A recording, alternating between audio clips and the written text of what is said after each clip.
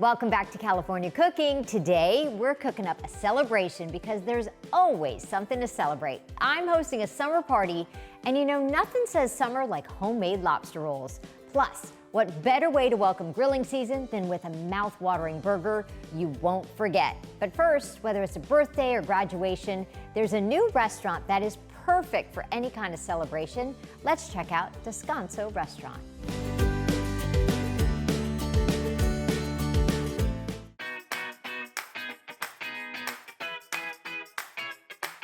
Hello, my name is Rob Arellano, and welcome to Descanso Restaurant. Descanso Restaurant is a restaurant that is inspired by the street food of the central west portion region of Mexico, mainly the state of Michoacan and its neighboring states. And not only do our flavors come from this particular region, but also the experience. More importantly, the street vendor itself, the taco stand. We bring the street dining experience to a full-service, elevated Mexican restaurant. What sets us apart from other Mexican restaurants is our plancha dining experience. Plancha-style cooking is essentially an elevated experience of the taco stand.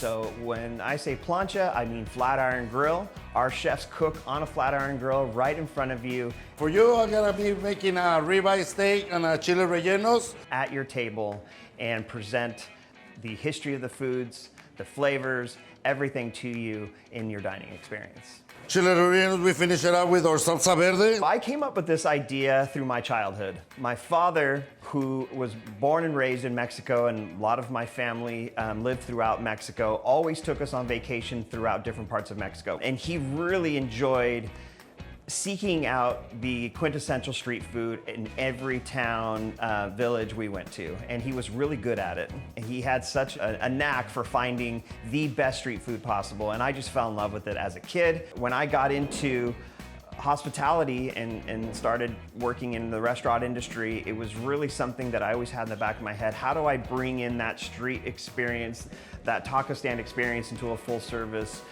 Mexican restaurant? And that's how Descanso was born. Our first Descanso restaurant we opened in Costa Mesa a little over 6 years ago at the end of 2018. And it's been an incredible response. We recently just opened our new flagship location here in Los Angeles just a few months ago, and it's been such an incredible experience. We've been welcomed with open arms. We're here in the heart of the Miracle Mile, right in the SAG-AFTRA Plaza, next to LACMA and La Brea Tar Pits. The space here is a grand space. We have vaulted ceilings of 25 to 30 feet. The idea, the experience when you walk into this space is 9,000 square feet. We want you to feel as if you're walking into a Mexican village. We really sort of blend the rustic nature, of a rural village with modern art and modern design, and really encapsulate that environment when you walk into our space. The thing I love about the plancha experience, it is communal. So you sit with guests, either your party takes up the entire table or you sit with guests you've never met before. And that's really what we like to cultivate here, is this feeling of celebration and this communal experience where people are interacting with each other, not just with people they came with. And in that, it brings so many different parties, birthdays, anniversaries, graduations, and we love that people come and experience the plancha dining in a celebratory manner. The unique element to Los Angeles Descanso is not only do we have our plancha room where we have our 4 different grills rotating throughout the night, but we also have our plancha privada, which is a very unique experience in that you are in a room private to your group, sits up to 10 people. You get a private, intimate experience with your chef. Not only do we offer plancha dining, where our chefs cook at your table, but we also do have a standard dining experience. And that is where, standard service, standard style setup in our dining room. You can order all of our options a la carte throughout our different menus that we offer. It's really hard to pinpoint my favorite dishes at this restaurant, but if I had to choose right now, some of my favorites are, for example, our octopus taco, our pulpo zarandeado, which is an amazing taco with such a unique sauce. It's a perfect blend of peanut and spice and chili, and it's just a beautiful taco. Our lobster enchiladas with our green suiza sauce, just such a beautiful dish. You can't have a Mexican restaurant without a great carne asada dish. Our mission on this dish is to really provide the best quality ingredients for what is a simple but tasty carne asada dish. Elevated proteins and all of our different produce that we use. I want to thank you so much for joining me here at Discono Restaurant, and I hope to see you soon.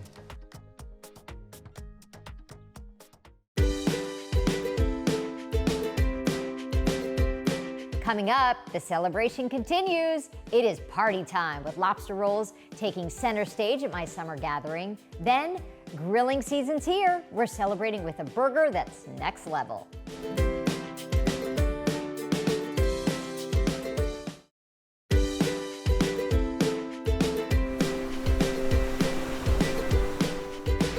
Looking to impress your friends and family at your next summer gathering? My homemade lobster rolls should do the trick.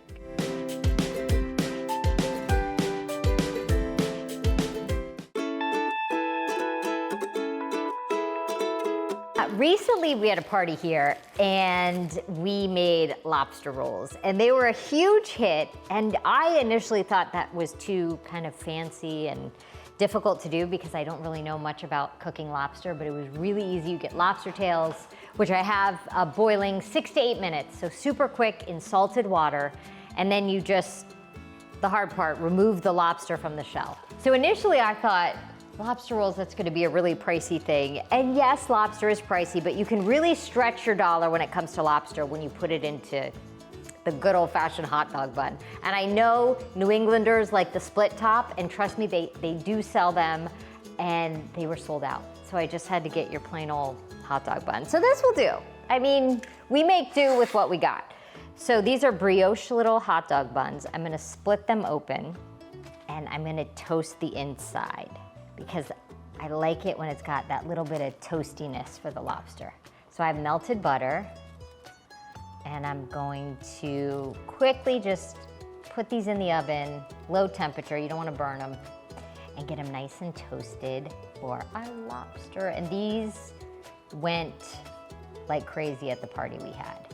These are gonna go in the oven and toast these up. So our lobster, very salty water. That's how it said to cook the lobster tails, 6 to 8 minutes until they're opaque. So I'm gonna let those cool down, and then we're gonna try to crack these guys open. In the meantime, when we had our little party, I know a lot of people are purists and they just like the clarified butter, and I love that idea. But when we did the party, just for a little something on the side, we served up a kind of like a lemony sauce, I guess you could say. Not quite a tartar sauce, but like a lemony, capery mayo on the side. So that's what I'm gonna do, just for a little something if you love mayo like I do. So I've got some celery, chop that up. Celery goes in. Yeah, but a bucket list thing for me to do is to go to Martha's Vineyard or Cape Cod or Nantucket, any one of those places for the summer, and get a lobster roll. Okay, so some shallot, garlic. This is a very flavorful mayo, lemon zest, and then I'm gonna cut my lemon, a little bit of lemon juice, drained capers, fresh dill, fresh chive. I happen to have both. So now, mayo. You could opt for not putting in a little bit of yogurt or labneh, up to you, could just do mayo, but I'm gonna add a little bit of that. Our lobster tails are cooked, 6 to 8 minutes, so really quick. Salted water. I'm a little intimidated, but I think what I've seen is that. We just crack the shell, separate the shell from the meat. There we go, okay. Not as intimidating as I thought it might be. A rough chop on our lobster. Our buns are out and toasted. You could do just clarified butter, which is what the purists like on their lobster rolls. I'm going to put the lobster into our, into our yummy mayo sauce. You take that, mix that in. You don't want to lose any of it like I just did. We've got our lobster rolls and then just a few wedges of lemon. What we did too, if you're serving them at a party or a get together, we cut them in half because it's so rich and so decadent that you really get 2 servings out of each one. Put a little bit of celery, some lemon wedges, and there you go, some summer lobster rolls. Since I can't go to New England this summer, I'm gonna make my own lobster rolls at home. So here goes. Let's see how we did. That's good. I mean, being a mayonnaise girl, I like it this way, but I totally get it. You can't go wrong with just the butter either, but wow. Some Cape Cod potato chips. Yum.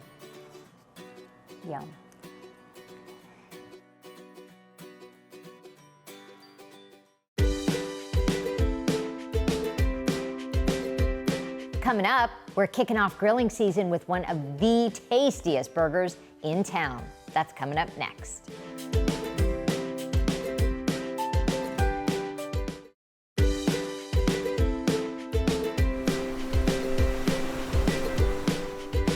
Fire up the grill. We're headed to one of the best burger joints in town to celebrate the summer season.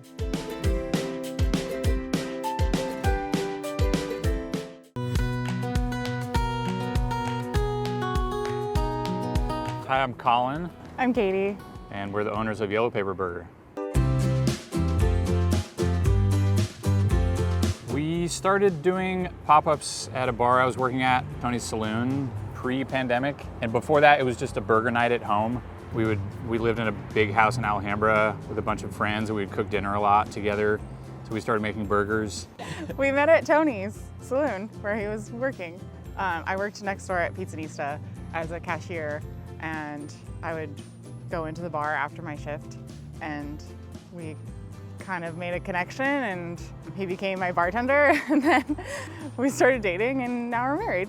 Yellow Paper started as an Instagram page, as like an homage to, Colin started it as like an homage to burgers around LA, and he would like, it wasn't like a rating thing, it was kind of like, just like, I went here, I ate this, this is my thoughts, but not on a rating scale. And that just turned into what Yellow Paper is now. We started to see other friends doing pop-ups, and we thought, well, if these other people can do it, then maybe we can, and let's give it a shot.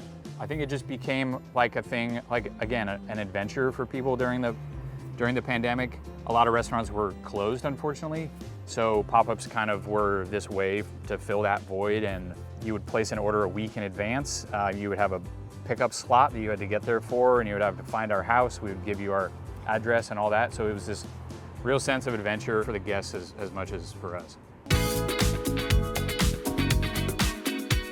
Before we even had the pop-up or the restaurant, I noticed a lot of my favorite burgers are wrapped in that yellow paper, and they use it for burritos and tacos and all sorts of different food. But that's where the name comes from, and I was surprised that the Instagram handle was even available.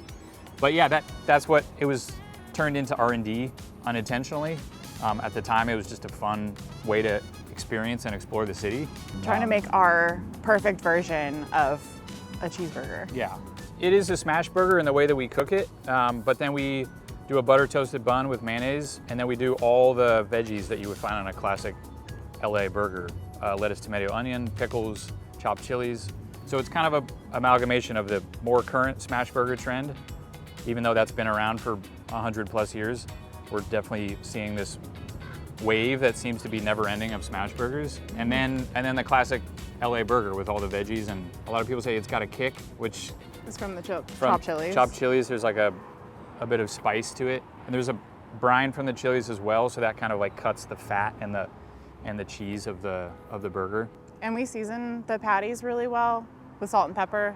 Super simple, but I think that extra step just like makes it more flavorful. Having all of those veggies. We don't use a secret sauce or like a burger sauce, and I think that that keeps it more fresh. It's simple, but deceptively simple. So we do a hot dog, which we did on and off for the pop-ups, but we wanted to do it permanently on the menu once we found a spot. And then we do a pickled egg, which is a hard-boiled egg, and then in the brine of the chilies that we use on the burger. That's kind of like a homage to the classic dive bar snack. You see the big barrel of pickled eggs on the bar. We do tater tots. We don't have French fries. We can have that discussion in person later. If you want to come by, we'll talk your ear off about that decision. And then Katie makes these incredible apple hand pies. So it's an all butter pie crust. The filling right now is with apple. I use a combination of 2 apples. And then there's brown sugar, regular white sugar, cardamom, cinnamon, nutmeg, fresh nutmeg, and salt. And I roll the dough out by hand. I shape them by hand. I cut all the apples by hand. And they're baked maybe darker than some people would prefer, but I like a darker bake on my pastries. And I love making pie dough, and it's just like a really convenient way to serve a dessert so that it doesn't have to be sliced. You don't have to serve it in a special way. And it's portable, because when we were doing pop-ups, that was really important, that things could be portable. I just love a hand pie. It's cute, it's sweet. If you're gonna make a smash burger at home, you wanna be prepared to have your kitchen get super smoky. So get your fan going, open the doors, or you can cook it outside on a gas barbecue grill, but put a cast iron on there and get that super Cast hot. iron is essential. And then get a big heavy spatula and press your patties down as thin as you can get them and season them, and it goes super quick. Portioning your meat yourself, so buying it like pre-ground is fine, but like portioning it into the size that you want. We do 3-ounce patties. Portioning it yourself is gonna be great because the texture will be more enjoyable. A 50-50 blend of fresh ground pepper and kosher salt. Mix it together and season that. As soon as you smash the patty, season it on one side, only one side, generously. We do all the veggies, lettuce, tomato, onion, pickles, chopped chilies. You can really do whatever you want. I mean, just meat cheese bun with good quality beef and American cheese is incredible. I think toasting the buns is essential. And then don't skip the mayo. Yeah.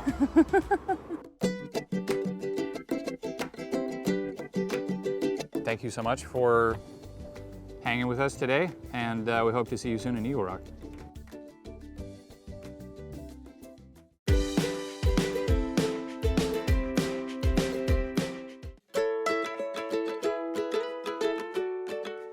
This, I think, would be the perfect thing, whether it be any kind of party or get together, if you're having a baby shower, a wedding shower, a brunch.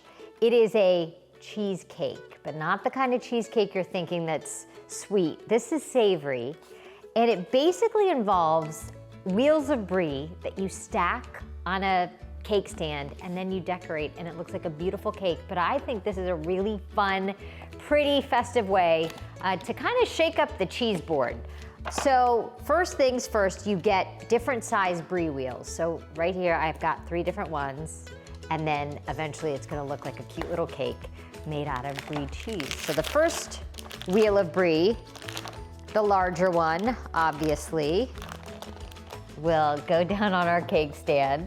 And that's it, you stack your brie, and then the fun part begins where we get to decorate, let our creative juices flow. But I always love any kind of get-together I have, or a little bit of cheese and crackers.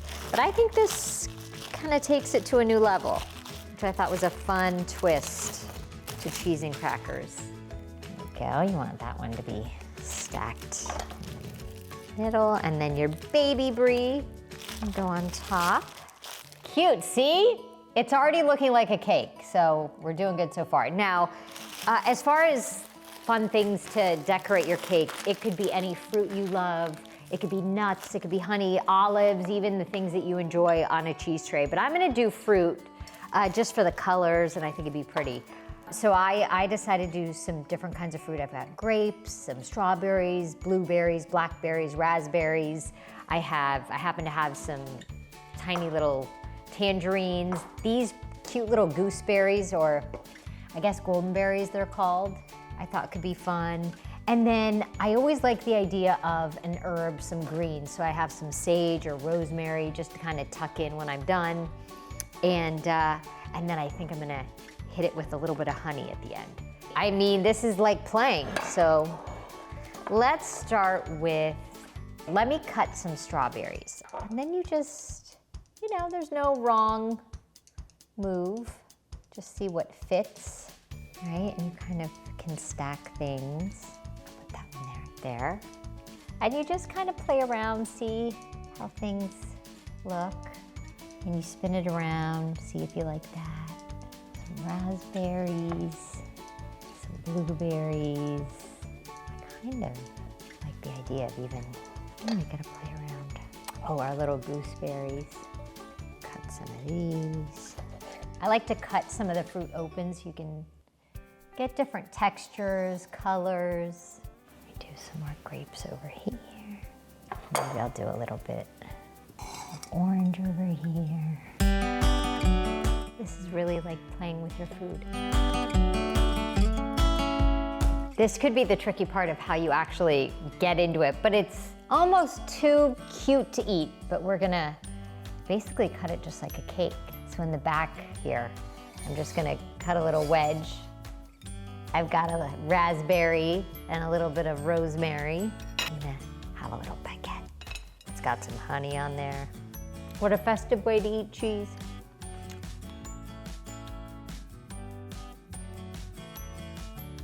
For the recipes we featured in today's episode, you can follow us on Instagram. Thanks for joining our summer celebration. We'll see you next time.